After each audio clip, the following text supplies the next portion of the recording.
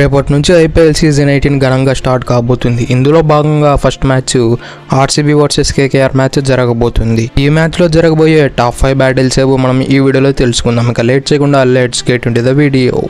Battle number 1 విషయానికి వస్తే Sunil Narayan versus Virat Kohli ఉండే అవకాశాలు ఉన్నాయి. వీళ్ళిద్దరి మధ్యన స్టాట్స్ చూసుకున్నట్లయితే ఇప్పటివరకు వీళ్ళిద్దరూ 118 బాల్ తడబడ్డారు. అలానే రన్స్ చూస్తే 127 రన్లు కొట్టగలిగాడు విరాట్ కోహ్లీ. స్ట్రైక్ రేట్ చూస్తే కేవలం 107గా ఉంది. యావరేజ్ చూస్తే 31గా ఉంది.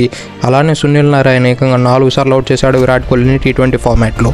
విరాట్ కోహ్లీకి అయితే ఇప్పటి నుంచి ఆ స్పిన్నర్లను ఆడడంలో ఇబ్బంది ఉంది. అలానే సునీల్ నారాయణ్ అయితే అది ప్రాపర్గా ఎక్స్ప్లాయిట్ చేశాడు. అలానే సునీల్ నారాయణ్ దగ్గర ఉన్న స్పెషాలిటీ ఏమిటంటే అతని మిస్టీరియస్నెస్.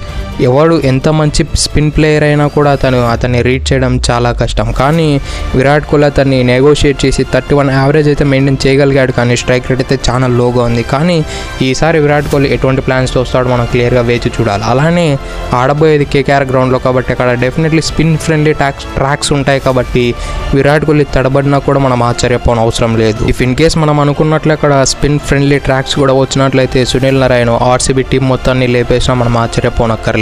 నెంబర్ 2 విషయానికి వస్తే సునీల్ నారాయణ్ వర్సెస్ భువనేశ్వర్ కుమార్. సునీల్ నారాయణ్ ఓపెనింగ్ చేస్తాడు. అలానే భువనేశ్వర్ కుమార్ ఓపెనింగ్ స్పెల్లో ఎటువంటి స్వింగ్ చేస్తాడో మనం అందరం గత కొన్నేళ్లుగా అతని స్వింగ్ అనేది విట్నెస్ చేస్తూ ఉన్నాం. ఇక వీరిద్దరి మధ్యన బ్యాటిల్స్ చూస్తే ఇప్పటివరకు 28 బాల్ ఫేస్ చేయగా అందులో 31 రన్లు కొట్టగలిగాడు. స్ట్రైక్ రేట్ చూస్తే 110గా ఉంది. యావరేజ్ చూస్తే 15.5గా ఉంది. అలానే 2 సార్లు అవుట్ చేశాడు స్వింకింగ్ భువనేశ్వర్ కుమార్ సునీల్ నారాయణ్ ని. ఈ బ్యాటిల్ అయితే చాలా ఇంట్రెస్టింగ్ గా ఉంటుంది. మనం లాస్ట్ సీజన్ చూసాం సునీల్ నారాయణ్ కి అయితే ఒక ప్రాపర్ రోల్ ఇచ్చాడు. ఓపెనింగ్ వచ్చి నచ్చిన షాట్లు ఆడేసి స్కోర్ని మాత్రం పుటప్ చేయి అన్న ఒక ఇంటెన్షన్స్తో తన్ని గ్రూమ్ చేసి ఓపెనింగ్ పంపించారు. కానీ అతడు అలానే ప్రాపర్గా రెస్పాండ్ అయ్యి ప్రతి మ్యాచ్ హై స్కోర్లు రావడానికి ముఖ్య పాత్రగా పోషిస్తూ ఉన్నాడు లాస్ట్ సీజన్ మొత్తం. అలాగే ఈ సీజన్ కూడా కొనసాగిస్తాడా అంటే కొంచెం డౌట్లని నాకు అనిపిస్తుంది. ఎందుకంటే ఫస్ట్ మ్యాచ్ భూవి లాంటి స్వింకింగ్ని మరియు జోష్ హేజల్వుడ్ లాంటి స్వింకింగ్స్ని ఎదుర్కోవాలి. కాబట్టి వీళ్ళిద్దరైతే అంత ఈజీగా ఓపెనింగ్ పవర్ ప్లేలో రన్స్ ఇవ్వరు. If in case first match confidence lose అయినట్లయితే ఆ తర్వాత అతడు కాన్ఫిడెన్స్ గెయిన్ చేసుకొని ఆ తర్వాత అతడు షాట్స్ ఆడాలంటే చాలా కష్టం. క్రికెట్ అనేది అంత కాన్ఫిడెన్స్ గేమ్. అతడి మైండ్ సెట్ కాన్ఫిడెన్స్ అనేది ప్రాపర్ డైరెక్షన్లో ప్రాపర్ లెవెల్లో ఉంటేనే అతడు షాట్స్ ఆడగలడు రాదర్ దాన్ అతడు ప్రాక్టీస్. నెంబర్ 3 విషయానికి వస్తే వరుణ్ చక్రవర్తి వర్సెస్ కెప్టెన్ రజత్ పతిదార్. వీళ్ళిద్దరి మధ్యన అయితే ఒక ఎగ్జైటింగ్ బ్యాటిల్ జరగబోతుంది మిడిల్ ఓవర్స్లో. ముఖ్యంగా రజత్ పతిదార్కి అయితే స్పిన్ డిస్ట్రాయర్ అనే ఒక పేరును కూడా మనందరం ఇచ్చాము. అలానే వరుణ్ చక్రవర్తి చూస్తే రీసెంట్గా ఛాంపియన్స్ ట్రోఫీలో ఎటువంటి బౌలింగ్ వేశాను నేను ప్రత్యేకంగా చెప్పనక్కర్లేదు. మనకు ఛాంపియన్స్ ట్రోఫీ ఈజీగా దొరికిందంటే అందులో మెయిన్ పాత్ర 100కి 200% వరుణ్ చక్రవర్తిది ఉందని మనం ఎటువంటి ఢోకా లేకుండా చెప్పుకోవచ్చు. అటువంటి వరుణ్ చక్రవర్తిని ఈ స్పిన్ డిస్ట్రాయర్ ఎలా ఆడతాడనేది ఎవరి డౌట్స్ వాళ్ళకు ఉన్నాయి. వీరిద్దరి మధ్యన స్టార్ట్స్ చూస్తే ఇప్పటివరకు 12 బాల్ ఆడాడు. అందులో 12 రన్లు కొట్టాడు.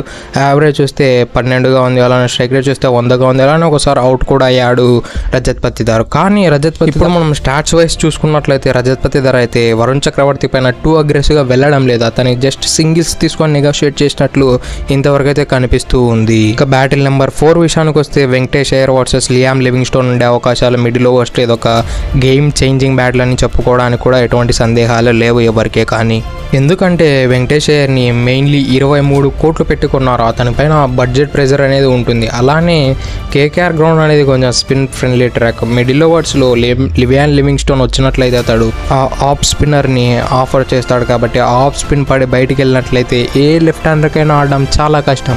ఈ వెంకటేష్ ఎలా నెగోషియేట్ చేస్తాడనే నేనైతే చాలా ఈగర్లీ వెయిట్ చేస్తున్నా రేపటి కోసం. ఇంకా నెంబర్ 5 బ్యాటిల్ విషయానికి వస్తే ఇదైతే చాలా ఎగ్జైటింగ్గా కనపడుతుంది అందరికి. ఇదైతే రింకు సింగ్ వర్సెస్ రసిక్ దార్ సలాం.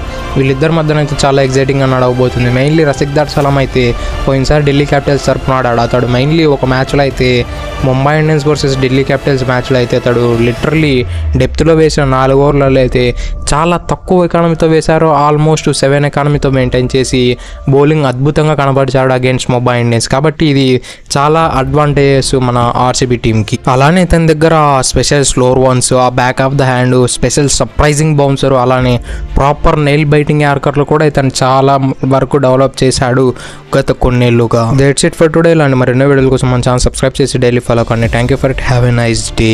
ఇక ఈ మ్యాచ్ ఎవరు గెలుస్తారనేది మీకు అనిపిస్తుందో కింద కామెంట్లో తెలియచేయండి. That's it for today.